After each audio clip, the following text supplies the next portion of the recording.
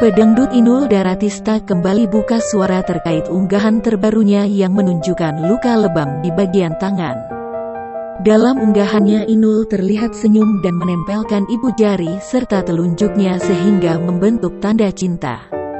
Dalam keterangannya, Inul meminta agar pengikutnya di Instagram tidak perlu khawatir terkait kondisinya. Ia mengakui dalam kondisi baik. Biduan yang identik dengan goyang ngebor itu bahkan berterima kasih atas semua dukungan yang telah diberikan kepadanya.